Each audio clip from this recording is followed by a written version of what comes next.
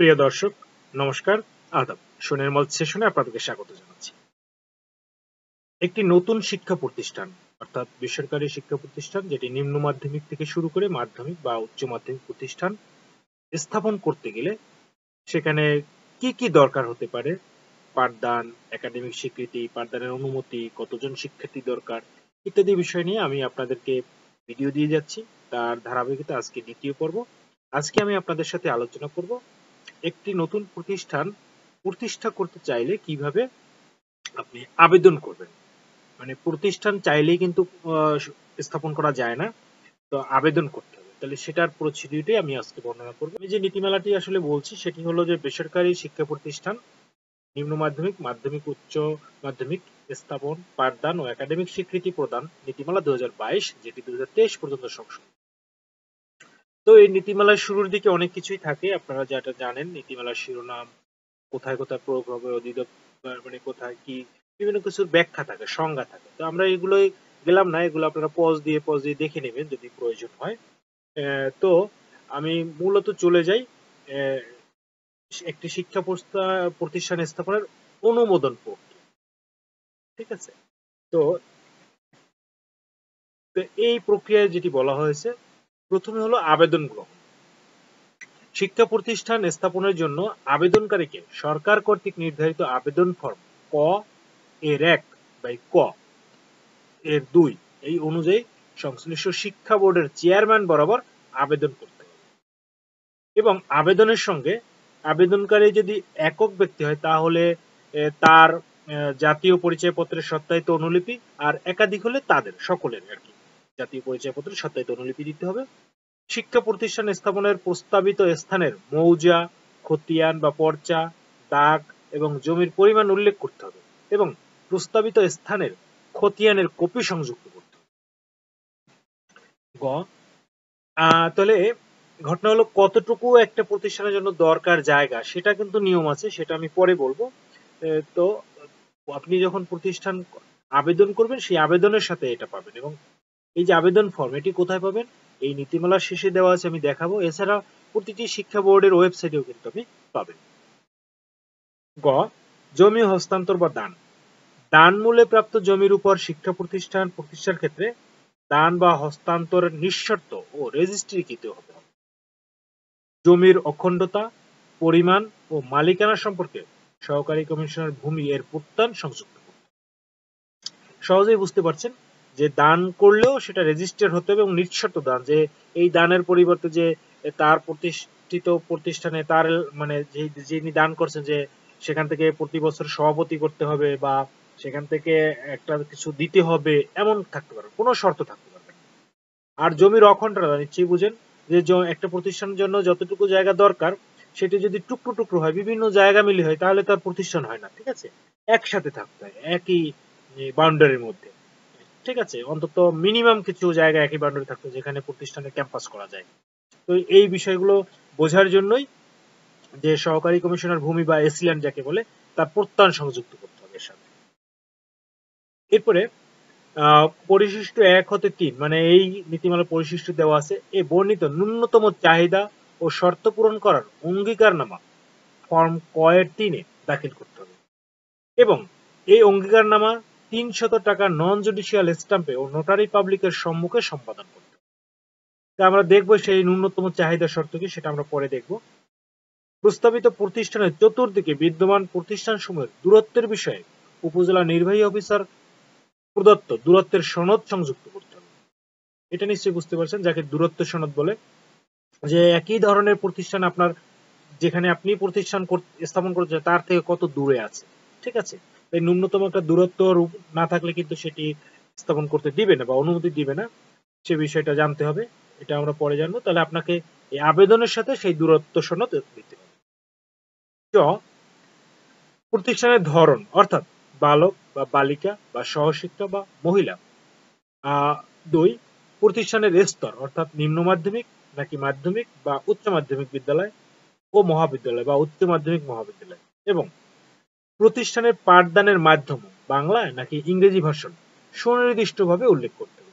অর্থাৎ এখানে কোন ধরনের প্রতিষ্ঠান আপনি স্থাপন করতে চাচ্ছেন সেটি আপনাকে স্পষ্ট করে বলতে হবে। চ প্রতিষ্ঠান স্থাপন সংক্রান্ত আবেদনের সঙ্গে উপজেলা বা থানা পরিসংখ্যান কর্মকর্তার নিকট থেকে প্রতিষ্ঠান এলাকার ন্যূনতম জনসংখ্যার সনদ দাখিল করতে হবে।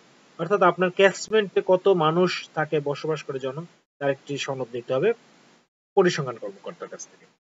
জ ব্যক্তির নামে প্রতিষ্ঠান স্থাপন করতে হলে আবেদনের সময় ব্যক্তির বিস্তারিত পরিচিতি উল্লেখপূর্বক একটি সংক্ষিপ্ত সার সংযুক্ত করতে হবে। অর্থাৎ প্রতিষ্ঠানে তো বিভিন্ন নাম হয়, যে বিভিন্ন নামে, মানুষের নামে, ব্যক্তির নামে করলে এটা করতে হবে, আর যদি এলাকার নামে করা হয় সেক্ষেত্রে দরকার নেই। এরপরে জ ঝ প্রতিষ্ঠান স্থাপনের যৌক্তিকতার সংক্ষিপ্ত বিবরণ দাখিল করতে হবে। অর্থাৎ আপনি যে একটি প্রতিষ্ঠান স্থাপন করতে চাচ্ছেন, কেন প্রতিষ্ঠান স্থাপন করবেন, তার যৌক্তিকতা তুলে ধরতে হবে, প্রয়োজনীয়তা তুলে ধরতে হবে। ঠিক আছে, এটা হলো আবেদনের সাথে আপনাকে নিতে হবে। আর যে বিষয়গুলো আছে, প্রতিষ্ঠানের ধরন রূপান্তর, বালিকা বা নারীদের শিক্ষা প্রতিষ্ঠান স্থাপনে করে ওই শিক্ষা প্রতিষ্ঠানকে সহশিক্ষায় রূপান্তর বা পরিবর্তন করা যাবে না। বালক বিদ্যালয় বা মহাবিদ্যালয়কে সহশিক্ষায় রূপান্তর করা যাবে। ঠিক আছে, দেখেন ঘটনাটা, বালিকা বিদ্যালয় স্থাপন করলে সেটা বালিকাই থাকবে, এটাকে চেঞ্জ করা যাবে না। তবে বালক যদি বিদ্যালয় বা মহাবিদ্যালয় স্থাপন করা হয়, সেটা কিন্তু পরবর্তীতে রূপান্তর করা যাবে, মানে সহশিক্ষায় রূপান্তর করা যাবে। অর্থাৎ সেখানে বালক বালিকা উভয়ের পড়াশোনার ব্যবস্থা পরবর্তীতে করা যাবে। 5.3 বলা হয়েছে প্রতিষ্ঠানের শিক্ষাধারায় রূপান্তর। অর্থাৎ কারিগরি শিক্ষা প্রতিষ্ঠান স্থাপন করে ওই শিক্ষা প্রতিষ্ঠানকে সাধারণ শিক্ষায় পরিবর্তন বা রূপান্তর করা যাবে না এবং সাধারণ শিক্ষার কার্যক্রম পরিচালনা করা যাবে না।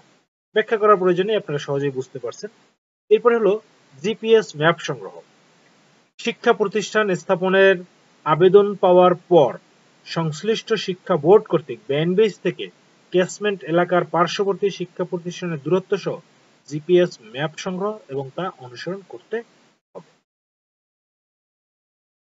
ঠিক আছে, যখন এটা ব্যানবেজে যাবে আবেদনটি শিক্ষা বোর্ড থেকে, তখন এই ম্যাপটি সংগ্রহ করতে হবে। 5.5 প্রতিষ্ঠান পরিদর্শন। প্রাপ্ত আবেদন পর্যালোচনা করে এবং পরিশিষ্ট একে উল্লিখিত দূরত্ব ও জনসংখ্যা এবং এলাকা বা প্রতিষ্ঠানের ধরন বিবেচনা করে প্রাপ্যতা আছে মর্মে প্রাথমিকভাবে প্রতীয়মান হলে সংশ্লিষ্ট বোর্ড চেয়ারম্যান প্রস্তাবিত প্রতিষ্ঠানের স্থান সরজমিনে পরিদর্শনের জন্য বোর্ডের একজন কর্মকর্তা বা উপজেলা বা থানা মাধ্যমিক শিক্ষা কর্মকর্তার দায়িত্ব প্রদান করবেন।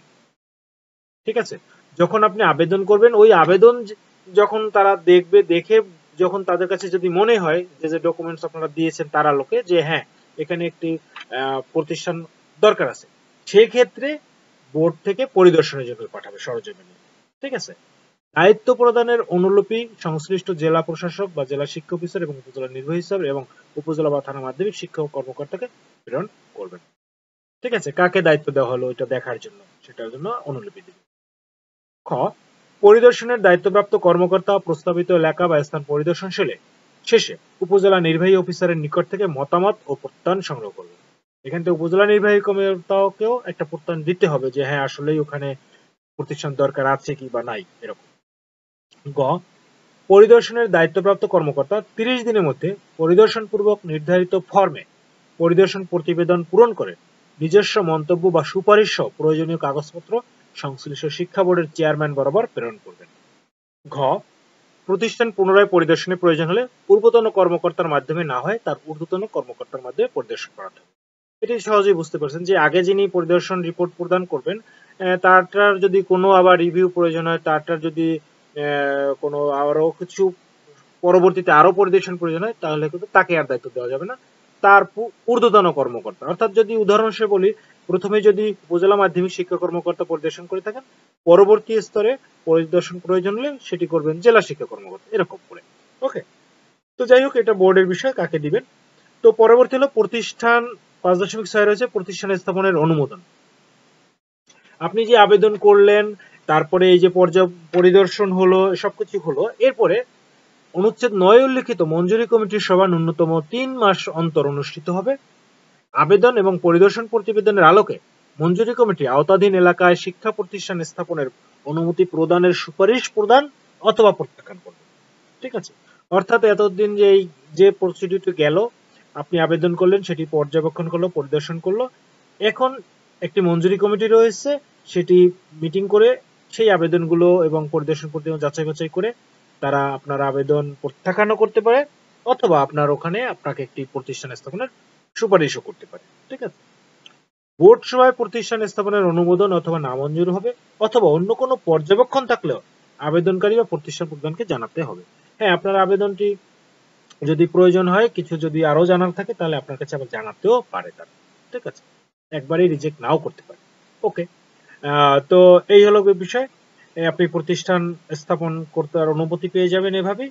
আরেকটি এখানে সংযুক্তি রয়েছে, আমি সেটুকু বলে নেই যে বিদ্যালয় স্থানান্তর সম্পর্কিত বলা হয়েছে যে শিক্ষা প্রতিষ্ঠান এক স্থান থেকে অন্য স্থানে স্থানান্তর করা যাবে না, তবে নদী ভাঙন বা অন্য কোনো প্রাকৃতিক কারণে শিক্ষা প্রতিষ্ঠান স্থানান্তর প্রয়োজন হলে সরকারের পূর্বানুমতি ক্রমে নিকটবর্তী স্থানে স্থানান্তর করা যাবে।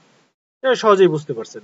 আহ, যেখানে আপনি আবেদন করেছেন, যে জায়গা দেখিয়েছেন, সেখানেই আপনার প্রতিষ্ঠান স্থাপন করতে হবে, সেটা নড়ানো যাবে না। তবে যদি এক্সেপশনাল কেস, নদী ভাঙন, ভূমিকম্পে ভেঙে গেছে সম্পূর্ণ জায়গা, এরকম ঘটনা হলে হয়তো আপনি পারবেন স্থানান্তর করতে, তবেও সেটা কিন্তু কি একদম এক এলাকা থেকে অন্য এলাকায় নিয়ে যাবে না, নিকটবর্তী স্থানে এবং সরকারের অনুমতি ক্রমে আপনি বিদ্যালয় স্থানান্তর করতে পারবেন। ওকে প্রিয় দর্শক, আমরা জানতে পারলাম কিভাবে আপনি একটি শিক্ষা প্রতিষ্ঠানের আবেদন করবেন, কি প্রক্রিয়া, কি কি দরকার হবে সেটি। তো আজ এ পর্যন্তই। পরবর্তীতে আমরা দেখব যে এই কি আবেদন ফর্মেটটা কেমন। ঠিক আছে, এটি দেখার আমন্ত্রণ জানাচ্ছি এবং আস্তে আস্তে আমরা ধীরে ধীরে একটি শিক্ষা প্রতিষ্ঠান স্থাপনের জন্য যা যা দরকার, কি কি করতে হবে, ধাপে ধাপে আমরা জানবো। আশা করি শুটিং মল সেশনের সাথেই থাকবেন এবং চ্যানেলটিকে সাবস্ক্রাইব করে রাখতে ভুলবেন না। পরবর্তী ভিডিও দেখার আমন্ত্রণ জানিয়ে আজকের মতো বিদায় নিচ্ছি। শুভ বিদায়।